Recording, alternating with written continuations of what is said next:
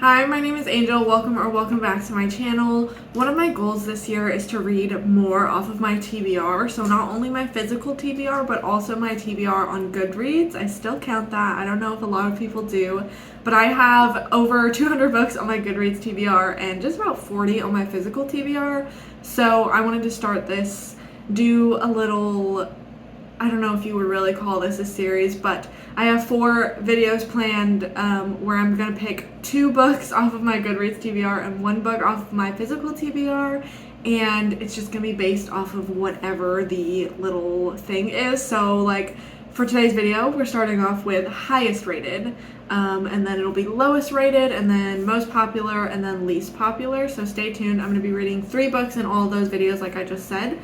So I have my Goodreads pulled up on the computer in front of us. So we're going to sort and find the highest rated books on my TBR. So this is my TBR on Goodreads. I have 209 books. It was a lot more, but because I created a physical TBR shelf, a lot of the books that kind of overlapped came off of this, so that was really nice. So 209 books. We're gonna go up here to average rating, and we're just gonna click it and see what happens. Okay.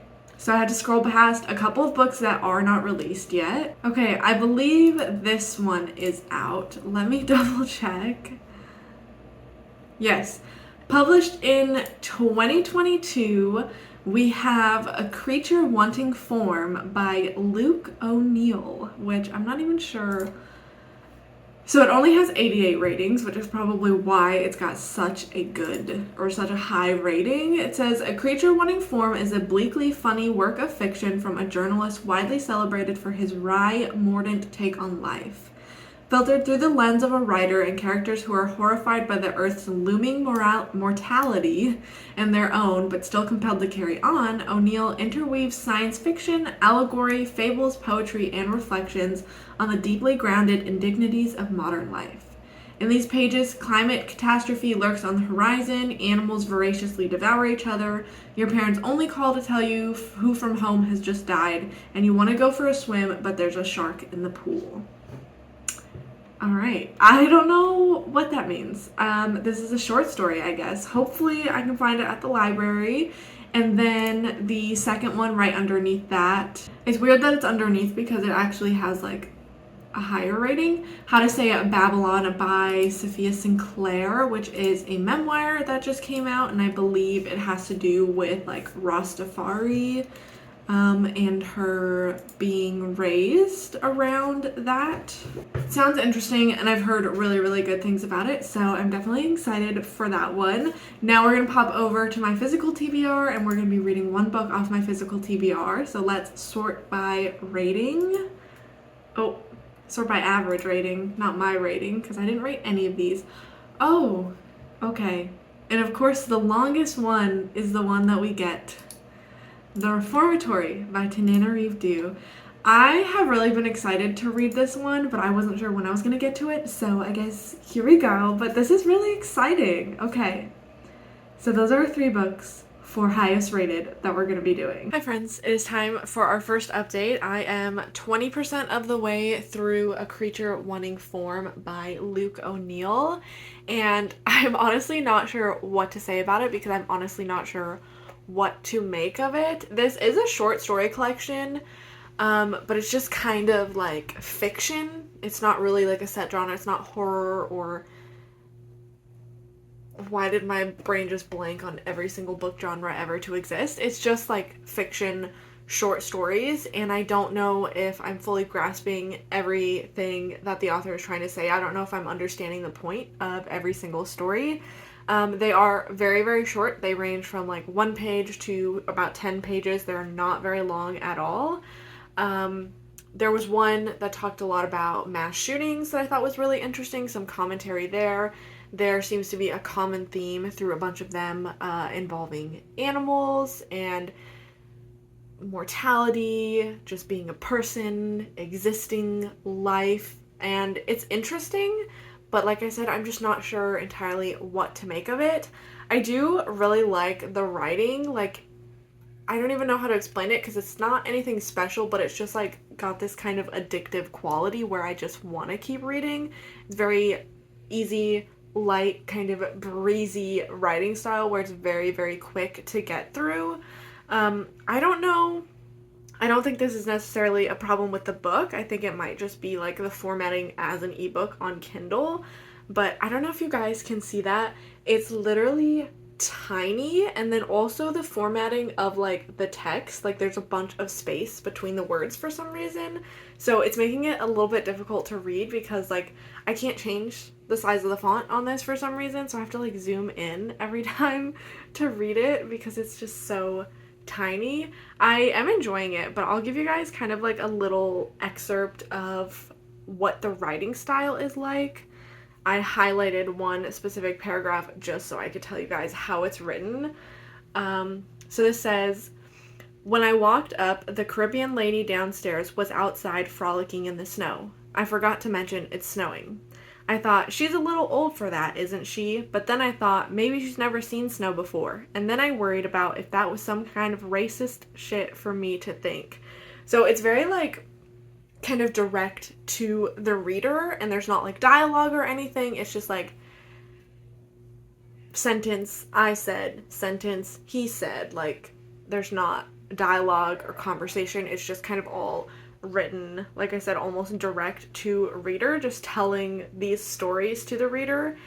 And it is all very interesting, but once again, I'm just not entirely sure what to make of it. At this point in my life, I don't know why, I feel like I'm just not into short story collections. I'm not into anthologies. I read so many in March, like more than I wanted to, and by the end of the month, like I was just not liking it, and I didn't realize this was a short story collection, and now I'm kind of like, ugh, I wish that I had just went ahead and chose like the next book on my TBR, but that's okay. It's nothing against like this author or this book or anything. It's just like me, I'm not vibing with short story collections right now in my life. I think after this one, I'm going to take a break and not read any for a while. There are still some on my TBR that I do want to read, but like I just need to take a break. So that's this book. I don't even remember how I added it to my TBR. I think I saw it like I was trying to Google something else. And if you guys have ever Googled book recommendations and just tried to go off of what Google itself recommends to you, they are not bad recommendations, but they are not at all similar to what you try to search for if you guys have done that. But I know I was searching for something else, and this popped up just as like a Google Books recommendation, and I liked the cover, and I think I read the synopsis and then added it to my TBR, and it's just very interesting. I wish that more people I knew had read this so I could see what other people think of it. Obviously, it has a very, very low readership, but everybody that's read it has given it like 5 or 4 stars. So it's just very interesting to me. For example, like I said, there has been a little bit of talk about mass shootings. One of the stories kind of but spoke about it heavily. It was a very big theme in this one story.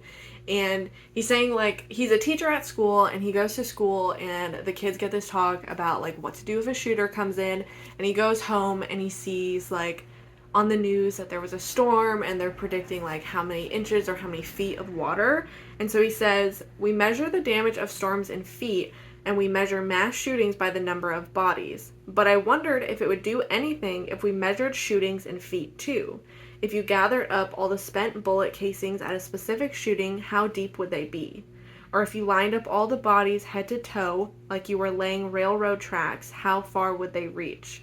And then he does some math, and he says roughly 42 miles of bodies a year, which obviously is very morbid and very, very sad. And if you live in America, you know that is like reality, and it's really horrible. So there's definitely a lot of like real life themes in here that are very interesting, but not every story is having an impact on me. So I don't know. We'll see where it goes. It is nice that all of the stories are really, really short though, so it's very easy to get through this book. Like I said, the writing style is very easy to get through, so that's my update for now. I am now done with A Creature Wanting Form, and I think I'm gonna give it 4 stars. It's interesting because it's not typically a book that I would normally pick up for myself. Like, it was just fiction short stories, but obviously it was on my TBR, so I clearly thought at some point in my life that I was interested in it. I did enjoy it though. Like, I liked the writing style. It was witty, it was quick to read. A lot of parts were like very, very relatable, like especially with the content. I feel like they were works of fiction, but I feel like a lot of them were really based in reality and had a lot to do with like real life content, like a lot of discussion of death and life. There were some mentions of COVID. Obviously, told you guys like there was some focus on mass shootings. So like a lot of like painfully real and almost painfully relatable things, but I did enjoy it. I feel like this is a good book, not necessarily like a coffee table book, but like that type of thing where you could pick it up, read 1 or 2 stories, put it down, pick it up maybe a couple days, a week later. Like, it doesn't really seem like a sit down and read cover to cover type of book, which is what I did obviously for the sake of this video. But I think had I had a physical copy sitting around and I would pick up and read 1 story and annotate it, or read 2 stories and annotate them, I think maybe it would have been more pleasant. Not that it wasn't a pleasant experience, but I feel like I could have really enjoyed it and savored a lot of the stories a lot more if I had decided to read it that way. So I would recommend it, but I would say, you know, treat it as sort of almost a coffee table book where you're going to take your time with it, read it alongside something else. But it was really enjoyable. I really liked the writing style, so I think I might check out the author and see if he has any other like full length things published, because I would be interested to read. But that's really all I have to say about this one. So let's move on to our next book. Hi, I am now 90 pages into The Reformatory. I started it earlier and then I was reading some on break today. And it was one of those books where when the end of my break came, I was really, really sad to have to put it down and stop reading, which I love and I hate. Like, obviously I hate it because that means I can't continue reading, but I love it because it means that I'm really enjoying the book. So this story follows a family, primarily 2 siblings that we're following right now. We have Gloria and we have Robert. Their mother passed away and their father has kind of gotten in some legal trouble and he has fled the state. So he's left the 2 kind of in the care of their godmother, but really it's just Gloria taking care of her younger brother, Robert. He ends up getting into some trouble at the very beginning of the book and he gets sentenced to 6 months at the reformatory, the school for boys.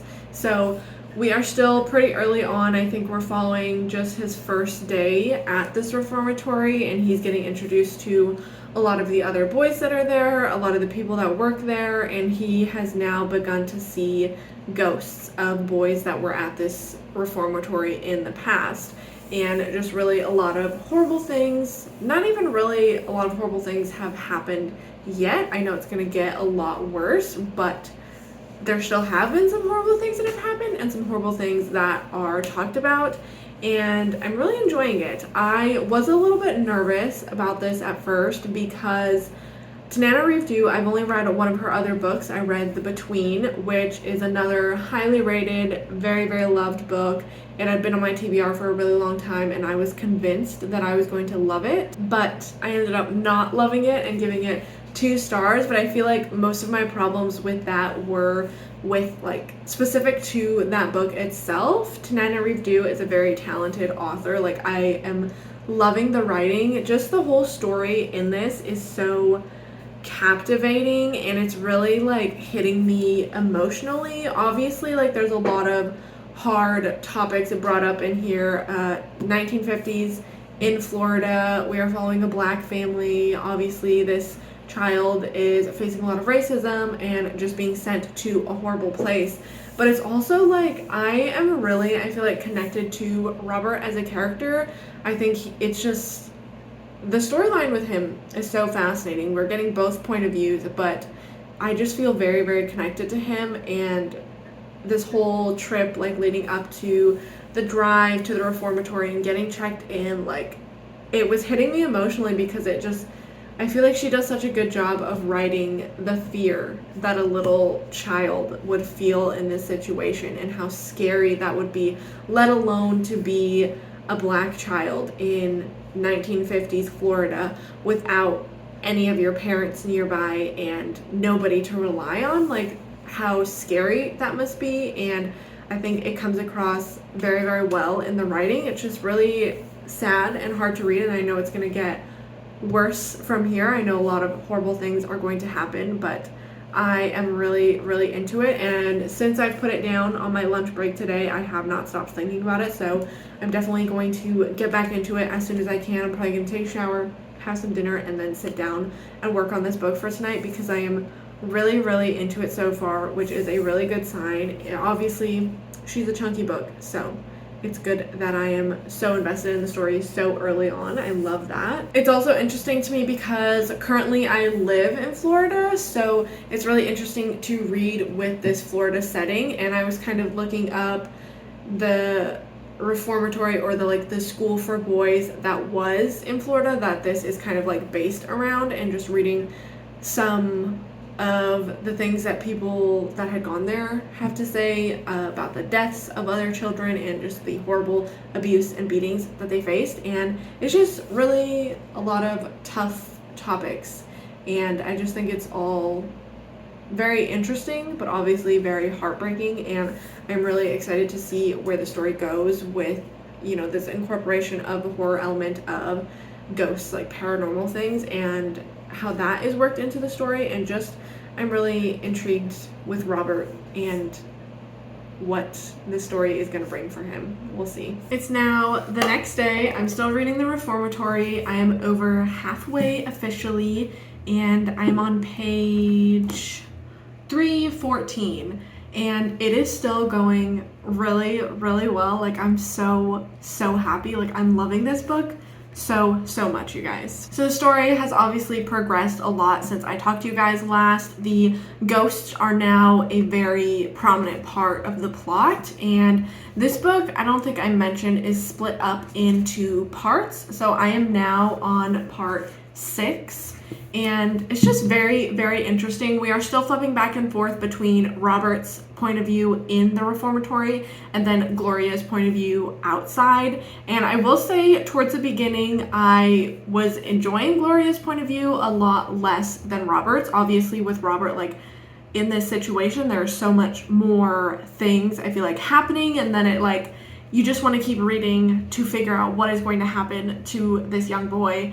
But now the storyline with Gloria is really picking up. She is obviously outside of the reformatory, and she is working the hardest that she possibly can to get Robert out of the reformatory, or get his sentence, like, lessened at the very least. Like, she just wants to bring him home. So she is working with family friends, trying to find a lawyer, and obviously facing a lot of issues with that, not only financial troubles, but also, like, just the racism in general, and trying to find a lawyer that will represent this black family. Also, with their father being accused of a horrible crime, the town kind of has, like, they have a reputation in this town, this family does, and they kind of look down upon the children because of what the father is accused of. So that's just, like, another obstacle for them in trying to get Robert out, because being the son of who he is, you know, the racism is very, very strong, and people believe that he is just going to follow in his father's footsteps, and it's better that he's just locked up now and gets it beat out of him before he does grow up to be like a criminal or whatever. So there's definitely a lot of hard topics being dealt with in here. It is brutal. It is really hard to read at times. Like, it just makes me want to cry. Like I said, I think Tananarive does such a good job of writing these characters where you really feel exactly what they are feeling,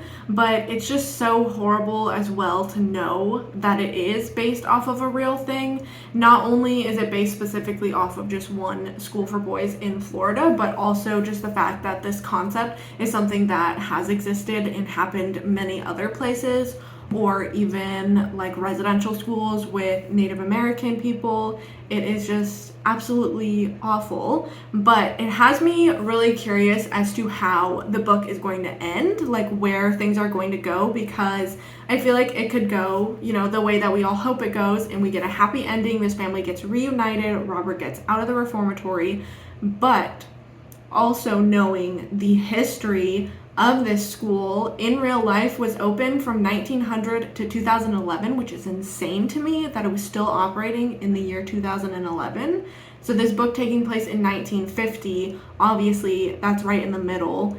The real life story has a lot further, what am I trying to say? It goes a lot further than just to 1950. So I'm kind of curious to see if maybe the ending will take a different direction and will be more true to life and really bring a lot of light to all of the children that didn't get a happy ending, who never made it out of the reformatory and never saw their families again. So I feel like it could go either way depending on what type of impact Tananarive wants to come across with this book. Either way, I think it's going to be really powerful, but I am just so invested in the story. This is one of those books that makes you forget that you are reading. I'm sure you guys know what I mean. Sometimes you'll read a book and you're like, yeah, this is good, this is fine, but like I know that I'm reading a book. But this is one that I'm like entirely entranced whenever I'm reading it. I am so invested in the story. I'm just kind of in my own little world, and it really sucks when I have to put it down and like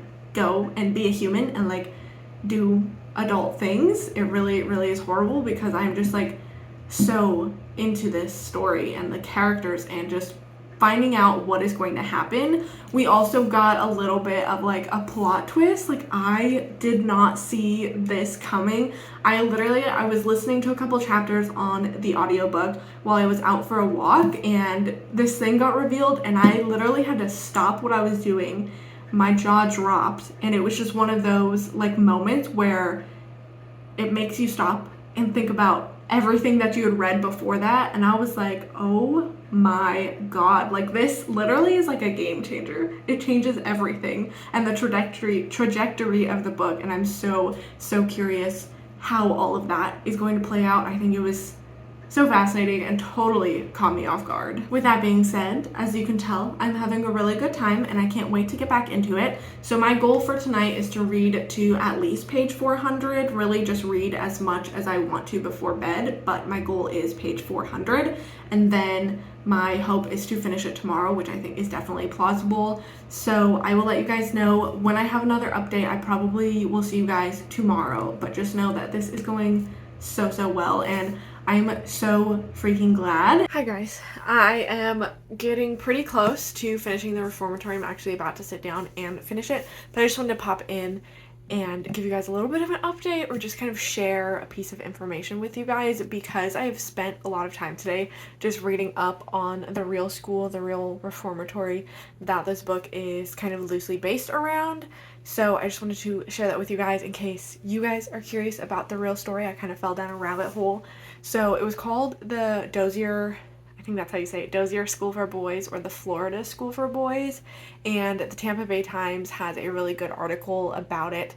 It is called For Their Own Good, and they talk to people that went to the school back in the day, and it also gives a really good timeline of how long the school was open and the different reports made against it and just different allegations and different things that happened there. They mention some names of the boys whose bodies were actually recovered. So very interesting, very informative if you guys want to look that up. As far as the book goes, I am still absolutely loving it. I have just about 100 pages left, and I am so anxious about what is going to happen in these last 100 pages. Like, my anxiety is high. So much has happened, so much is about to happen, and I'm so, like I said, I've just been so antsy to pick this back up after having to put it down earlier today.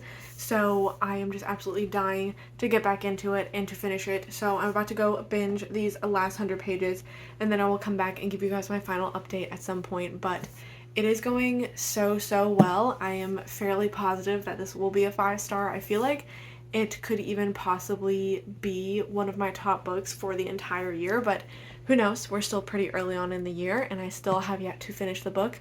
So, yeah, I'm just very anxious about everything that is about to happen. Like, stuff is about to go down, and I'm so scared, but I just absolutely cannot wait to finish this book. So, I'm gonna do that. Listen, when I tell y'all, my heart is literally beating so fast reading the end of this book. I just got to chapter 37, but like, I don't know when a book has ever made me feel this way. Like, I'm terrified. My heart is racing. I feel like I'm gonna start sweating right now just with anxiety. I can't even explain the way that I feel. And I have to keep reminding myself that this is just a book. It's just a book. It's not that serious, but like, it's just very, very intense, and anything could happen at this point, and I'm really, really scared. I'm like too scared to keep reading, but I want to keep reading to find out what happens, but I'm literally, my heart is beating so fast. It's a bit later. I have now finished The Reformatory by Tananarive Due. This one is one that I finished it and I just had to kind of sit with it and let it sink into my brain and process my thoughts a little bit. As soon as I finished it was when like all of my emotions from reading really caught up to me, because as I do, I read this on break at work earlier, and while I was reading there, a really sad part happened, but I couldn't like react to it, obviously. Being around other people, I don't want to be like crying over a book at work. So I think when I finished it, the emotions from that scene really caught up with me, but just thinking about, you know, the real life story of it all. I know I've talked a lot about it, but like, it's just so sad and so horrifying to think how many children have gone through this, not only at this school, but at other schools across the country, in other countries as well. You know, indigenous residential schools. Like, this isn't an exclusive thing, unfortunately. This has happened in many other places, but it was just really hard to read and really sad. If you do read this one, highly, highly recommend. Obviously, giving it a 5-star, I think it's 100% justified in the very high rating that it has on Goodreads, and I would definitely recommend it, but just know that it is a heavy book. It deals with a lot of dark and heavy topics, and it will weigh on you mentally, so maybe this is one you want to take your time with when you get around to reading it. But if you do read it, I would definitely recommend or strongly advise that you read the acknowledgments and the author's note at the end. Tananarive Due talks about her real life relative that died at this particular school, and then she also goes on to list a lot of recommended readings if you want to learn more about the Dozier School for Boys or about Jim Crow laws and how that's still present in like our prison system today, and just other things about brutality against children in these types of reform schools. She lists a bunch of books that you guys can read, so those are very important notes from the author. Definitely read those if you read this book. I think this book legitimately broke my heart and has left me so sad and so empty feeling inside, but it was so beautifully written. Tananarive Due has amazing writing, as I have said. The story was beautifully told. You get really, really connected to these characters and to their family, and everything that they're going through really weighs on you heavily. I just think this was absolutely fantastic, a really fantastic mix of the historical and the real life story, but also, you know, the horror and the supernatural side of it. And that is something that I know about myself personally, is I really, really enjoy horror that combines, you know, weird, supernatural, kind of strange elements with like real life horror. For example, some of my top books from last year, Jackal by Erin E. Adams. Not only was it kind of weird and supernatural within the horror aspect, but it also had that real life horror of these young black girls going missing. Or The Har by David Sodergren. Really weird, really strange type of creature horror, but it also had like this real life injustice or horror where, you know, these really rich people were coming in and taking over this land and pushing out the residents and developing on it. And yeah, there are different levels to that real life horror, but I have definitely learned that that is an element that I enjoy when I'm reading horror, so I really liked that mix in here. And I learned a lot.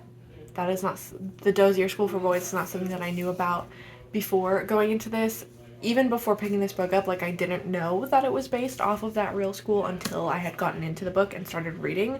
So I'm really, really glad that she was able to bring light to that. I'm sure a lot of other readers have picked this up and learned about that for the first time, so that's always great. Anyway, I need to sit with this book and appreciate this book before I move on to the next read, but I will see you guys when I have an update when I start our last read for this video. So we are on to our last book now for this video. I'm about halfway through How to Say Babylon by Sophia Sinclair. I have been going back and forth between reading it physically and listening to the audiobook, and I feel like both are great, but I do really like the audiobook because it is narrated by the author. We get to hear her story in her voice, which is really nice, but it's also been helpful because some of the dialogue in here, or like quotes from her father, are spelled out with how they would sound with the Jamaican accent, or they're just spelled like differently. So it's really nice to hear somebody reading it because I feel like it's a little bit easier to understand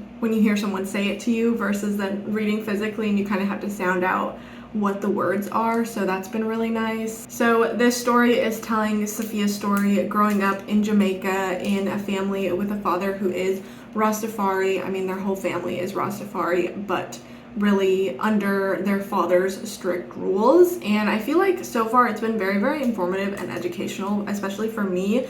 I didn't really know much about Rastafari before picking this up, so I feel like I'm learning a lot, especially about the way that the women are treated. Also, because of this, Sophia doesn't really have a lot of freedom with her appearance, neither do her sisters or her mother. They kind of have to only wear skirts and dresses. They can't wear any makeup, any nail polish. They have to have their hair in dreadlocks, and they weren't really given a choice from a young age about any of this stuff. It was just kind of forced upon them. And as Sophia is growing older and developing more into a woman, she is learning a lot of the problematic things that have been taught to her and why they are problematic. And I think it's all, like I said, very, very informative and very, very interesting. There are some ideas like men are not made to be monogamous, or your menstrual cycle is dirty, so women on their period are seen as dirty. And it's just very interesting too how she was kind of talking about there's not really a set of like written rules or things for Rastafari. It's just kind of up to the man of the house to decide what goes. Like, there are some Rasta people that eat meat and some that don't. There are some that use cars and some that don't. There are some that walk barefoot everywhere and some that don't. So I thought that was really, really interesting. I feel like it also kind of, when you think about it, is reflective of a lot of like other religions or Christianity, people picking and choosing what they want to follow from this certain set of beliefs. Sophia Sinclair also is a poet and she is a writer, so I feel like the way that this is written is very lyrical and poetic. Like, there is just a certain quality to the writing, which is kind of refreshing to read, especially for a memoir. I feel like you don't see that often. I don't know how to explain it. Like, there's a difference between reading a memoir from someone who writes for a living and reading a memoir from someone who doesn't. Not that one is going to be better than the other, but it's just interesting that you can definitely tell that she is a writer just from the way that she is telling this story. It's so descriptive, and the different metaphors that she uses in her writing, I am really, really liking. I don't think there is any mystery as to why this has such a high rating on Goodreads. It is a memoir. I feel like people that read memoirs either end up rating them 4 or 5 stars or just not rating them at all. So it's no surprise that this does have a high rating, but I'm really, really enjoying it. I probably won't update you guys again before I finish it, but I will come back and let you guys know my final rating and my final thoughts about this. But so far it's going really, really well, and I am enjoying learning and hearing her story. Ignore this, it's hair wash day. I am finished now with How to Say Babylon. I'm not sure still if I do want to give it a rating or not. I might just leave it unrated, but I did really enjoy it. I think there's definitely a lot to be taken away from this. Very educational, very informative, as I have said. Not only do we learn a lot about Rastafari and the history of that, but also the oppression that the women, Rasta women, face, especially like having to kind of live their lives how the man of the house wants them to. They have very strict rules, but also the kind of difference between the way that the boys are raised and the girls are raised. Sophia grows up with 2 sisters and a brother, and there's definitely a big difference in the way that the brother is raised and the things that he is taught and told versus all of the girls in the family. And that's not to say that he didn't have it as bad or he didn't suffer from abuse, because he definitely did, but the lessons that were taught to him versus to the women were vastly different. So we get to follow Sophia through her life being raised in an abusive environment in this Rastafari household. She is also in a very interesting position because she is the oldest sibling, so she kind of has this want, or this almost need, like instinct, to protect her younger siblings, but there's only so much that can be done. And obviously the younger siblings are going to be looking up to her and seeing the way that she acts around their parents, especially the father, and how she rebels against him, and really going to be looking up to her to follow in her footsteps. And it's just a very interesting situation. I know I was not the oldest child. I'm actually the youngest out of my 3 siblings, but I definitely was in that position as a child where I would look up to my older siblings. We didn't have the easiest household life, and so it was very, like, not that I can relate specifically to Sophia as her experience as the oldest child, but I can relate, and I have, I feel like, experience with that specific dynamic of the youngest child looking to the oldest child as a protector. So we get, you know, a lot of Sophia's strength as she works through this and lives through this, and she finds poetry and finds love and passion in her writing, and it kind of gives her hope for something else. But we also get to follow her mother's strength as well. Not only does she also suffer the abuse of the father, but she really tries her hardest to advocate for her kids wherever she can, and kind of ends up taking the brunt of that abuse in order to save her children from getting it worse than they possibly would. So it's definitely a very, what is the word? Just a powerful story about family, and reading about her experiences and the way that she worked really hard to get to where she is now and made poetry and writing something that really works for her is all very inspiring, very powerful, very informative. I would highly recommend, if you enjoy reading memoirs, this is definitely not one you want to skip. If you want to learn more about Rastafari and what that culture is like from someone who has lived through it, I would highly recommend it. I really enjoyed it. Obviously, the writing is absolutely beautiful as well. For the second half, I did listen to majority of it on audio, because it was just, I feel like it made the words all that much more meaningful to hear it through her voice. And she just has a very beautiful writing style. I definitely understand how she is a poet and how she became so talented, but just how she is so talented. Also, a fun thing to note is on the actual like copy of the book, she has this poem called Silver that you can read, and it's very interesting because that was kind of the poem that really launched her into the poetry world and the writing world, and the first one that got her name out there, got published, and really got people looking at her and saying, wow, this girl is really talented. So it's also very nice that she included that poem in there. I don't have much else to say except for I'd really recommend it, and I really enjoyed it. And that brings us to the end of the video. That's right. So I feel like It's very obvious that all of these books had high ratings for their own specific reasons, and it is very obvious as well that I definitely agreed with those high ratings. So wish me luck, because the next video is going to be reading the lowest rated books on my TBR, and hopefully in that case it will be the opposite, where I disagree with the low ratings so that I can continue to have really good reads in April, but we will see. Anyways, thank you so much for watching, and hopefully I will see you guys next time.